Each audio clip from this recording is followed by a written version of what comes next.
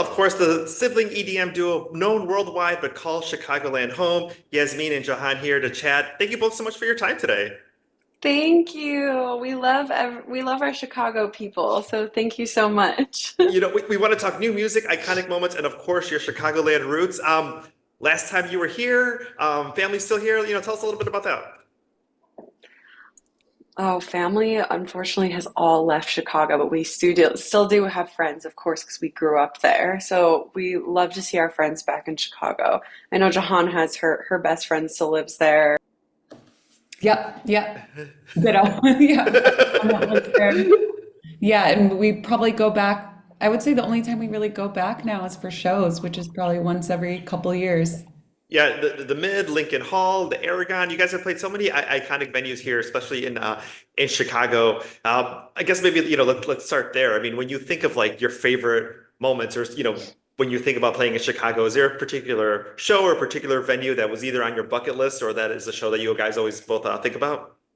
We used to live down the street from RIP The Mid, within Fulton Market District. And we actually saw that neighborhood really transform right after Yeah, we left. yeah. Yeah. It was the meatpacking district, and that was our old stomping ground. So we'd go to the Mid and party, and then it was crazy how quickly it happened, where it seems like months later we were actually playing our own shows there. And it was an incredible venue. I thought that club was amazing. So it's sad to see it gone now. It's sad to see it gone, but we have, different festivals that play EDM music that people just come out and, I think no matter what your age is, whether, you're a teen in your 20s, 40s, 50s, you hear some of those songs and, suddenly, you might have aches and pains, but your body keeps moving because those songs mean something special to you. I I love how love that it music. transports you back to a different time. Yeah, definitely. And I want to talk a little bit about that in a couple of minutes, but let's talk a little bit about, you were just in Japan, you're going to London, you're playing all these shows this year. I mean, how's that been going, the crowd, the vibe of 2025 so far? We just got back from Japan about a week ago, and we played a festival and then a club show there. And they were our first show since releasing new music, and it felt really good to be back out there. We've played a handful of shows in the last 3 years, but really, compared to what we've done in our career, it's next to nothing for us. So it felt really good to be back out there and be with the fans and see everybody excited about the music. I mean, speaking of the music, we got a new single, Crying on the Dance Floor. You were in the studio last year. Talk a little bit about the process and the vibe of this new track. The vibe is moody, it's high energy, and it feels like there's this essence of longing and yearning in the lyrics and in the melodies. It's tender, and we really love to weave in these juxtaposing emotions together. So, writing from a place of sadness or melancholy and then turning it into a really high energy dance song that you can like go for a jog to. I think it's funny too, just to mention that, when I was older or when I was younger, it was those moments of like, I got to go out with my friends and we got to dance to these songs. And now it becomes the moments like you're cleaning your house or you're jogging to. These are the songs that you're listening to. Absolutely. I think for me, when I think about running, for example, or doing cardio, it's like really hard for me to muster up the will on my own. So the fact Yeah. that music can shift your energy and actually get you pumped, and that Yeah. is just incredible. It's like it's magic. Yeah, I mean, let's go back to, high school time because this is, when the band all started. I mean, some of those influences on both of you, kind of the music scene that you were in, in high school, what you were listening to, that kind of influenced the both of your journeys on this. We grew up listening to everything, specifically the dance music that we were listening to at the time, like when or the electronic music that we were Yeah. listening to at the time when we started. It was like Copy, which is an Australian band, Daft Punk, Justice. Yasmin, you're the one who introduced me to Skrillex for the first time, and then I remember we saw our first Excision show in Chicago, and we were mind blown. Um, so yeah, we were listening to pretty much everything, and outside of electronic dance music, we grew up listening to Bollywood music, Nusrat Fateh Ali Khan, so that comes from the Pakistani side of our family, Led Zeppelin, Pink Floyd, the Beatles. We had a treasure chest at home with just a bunch of tape cassettes and CDs of our parents' collection that we would just rummage through. Oh, that's amazing. Yes, I mean, as far as being at some of these festivals, and obviously there's a lot of artists that are build on these. I mean, you just mentioned Jahan, you mentioned the some of the artists, but like being able to play alongside them, and especially those formative like high school years, like you look up to these artists, you're looking forward to seeing them the first time, but then as you get older and as you come up in your career, I mean, what was it like to be able to play alongside or for them to be fans of yours? Oh, that's really sweet. I feel like at first it's so surreal. You're seeing all these people that you've just seen on flyers, you've just seen them online, and then you start to see them backstage with you, and you're all playing the same festivals. And there are moments where there's definitely the imposter syndrome of like, do I even belong in the midst of greatness? But now, I mean, we've been touring since I was 19 and I'm 33 now. So 14 years, and it really just it normalizes everything in a good way. It makes you feel like, oh, everybody's just on the same playing field. We're all Yeah. just living out this chaotic dream together. So it feels a little bit more normal now, for Yeah. sure. I'm sure there's artists that I would still be absolutely like dazzled to meet, but not scared or stunned. Yeah, no, that is amazing. For me, some of the best times in my life were going out dancing with my friends, and I think sometimes Oh, you hear these, certain songs or they take you back. And obviously, talking about like Killing It or Alive, and it takes you back to that moment of like being carefree and being out with your friends, and having these like special moments that you think about. Um, Playing especially, those two songs and early on, and now that when you throw them into your sets. I mean, what is that feeling that you have, especially early on in your career, bringing people back to those memories when they were either introduced to EDM, introduced to you, or just having a song that has just like carried them through the past like decade and a half? Oh gosh, I feel like I'm rarely thinking about what a fan is feeling when they're listening to like an Yeah, old song. So I'm trying to put myself in their shoes when I hear, music that is nostalgic now or that yeah, transports me back to like being on the metro in Chicago and like wearing my iPod and walking to work.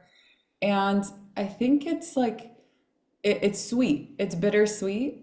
yeah, 'Cause obviously, I'm glad to be here, and I feel like a healthier version of myself. And I yeah, think a lot of our fans are on similar journeys, whereas they've matured, it's like they can still dip their toes back into the past, but with this yeah. new version of themselves. And the thing too that I love, especially about Krewella and obviously other dance artists, is that you take fans through a journey. People have they maybe that first core memory, but then new records that you release, people are there for it. You're like, we're gonna drop a new single, we're dropping a new album. People want to experience that with you and alongside you. So as you grow, the fans are also growing at the exact same time too. Yes. spot on, spot on. Yeah, and Yeah, I think a lot of artists, like I think Yasmin and I have both let go of the fact that we need to please everyone. And I think that's a struggle for artists is how yeah, to keep fans, the attention of fans, or how to create cater to fans. And I think we're in a place now where it's like we just want to create what feels authentic to us and what's exciting for us to create. And it's okay if it doesn't resonate with some people. Like that happens to me all the time when I listen to certain artists where I only will listen to their first album or second album or only their new music. And just being okay with that is part of our making peace with our evolution as well. yeah. I mean, the two things I have to say about that. I think one, it also depends on the age of when you get introduced. Were you introduced as they were brand new? Was this something that an older brother or sister introduced you to? And also, to respecting the art, respecting the artist of like they're not always going to give you the same thing year after year. They're Yeah. transforming and you're transforming, as well too. You're a Exactly. very understanding listener. Not many people are. Well, that's what, as I get older, obviously, you have your favorites or your favorite songs, but also you change as a person. I'm not the same person I was 15 years ago, but I can still Totally. respect those moments and enjoy those moments, of like being out at a festival, holding my friends' hands and all screaming, finally what I found. But I'm not gonna sing because I'm like, but you think about like those special moments, and I'm not doing that anymore, but I can still respect that, and I still enjoy the new music because I love the two of you as artists and the new things that you're creating and the vibe that you're creating, now. Thank you. Um, Tour. Obviously, we talked about Japan, we talked about London, Chicago, US, anything, that might be in the works. The only We thing are working. Oh, go for it. I'm gonna say we're probably gonna say the same thing anyway. The only thing on schedule right now for touring is Europe. So we have a show, Medusa Festival in Spain, then London, then Köln, Germany, at Boothouse, which is one of our favorite nightclubs in the world. Um, and then aside from that, we're chipping away at the music and we're trying to leave some spaciousness for the creation because that comes first. It's just creating the music and not overloading ourselves or overwhelming ourselves with a super packed schedule, flying all over the place. So, Yeah, especially some big places. And Ministry of Sound is always one of those places that's like on my bucket list of like I still have to like Yeah. go there and visit. Outside of Chicago, maybe that very first experience that you had in a new city, what made the most impact early on in your career that maybe we still see those influences now? Oh, wow. It's really hard to think outside of Chicago what actually influenced us because so many of our early core moments were in Chicago. But I would have to say, I mean, there's wins, there's losses, but we played in Australia pretty early on in our touring career. And I would have to say it was before we even did so many things. This was back in 2012, and we brought live singing into our set for the first time, and it was probably a little bit before anyone was doing it and had Yeah, the setup figured out. So, core memory for me is going to Australia for the first time in 2012, barely knowing what we were doing, kind of stumbling through it, and by the end of it, having figured out things that I'm not really sure we would have figured out unless we just stumbled through it. You know, you have to yeah. fail a little bit or do things the wrong way to do them the right way eventually. So that sticks out for me early on. Anything for you, Jahan? oh gosh. As far as influences or things that had impacts outside Chicago, you're saying, right? Yeah, yeah, Hmm. When we started, I think touring internationally really opened my mind. It yeah. really did. And touring Asia, going to India and just seeing the like eagerness and excitement for us to be there. This isn't necessarily early on in our career, but when we did a performance on Coke Studios in Pakistan, connecting with our roots there was pretty.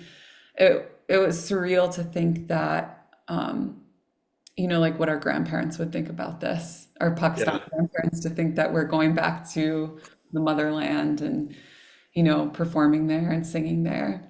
Well, I don't know, your grandparents, but just hearing a message, I think it was an old B96 interview of your dad listening to the radio and calling you and listening, every time a song of yours came out. I think your whole family would be proud, especially knowing, that they were supportive of your career and big fans already. Thank you. Thanks, Rudy. Thank you. Awesome. Well, thank you both so much for your time today. Obviously, check out the brand new single. Go check out in London, if you're overseas, hopefully there'll be a Chicagoland or a US date that we get to see either later this year or early part of next year. Keep creating this music, keep creating these vibes. We're so proud of you here in the Chicagoland area, and thank you so much for your time today. Thank Thank you. you.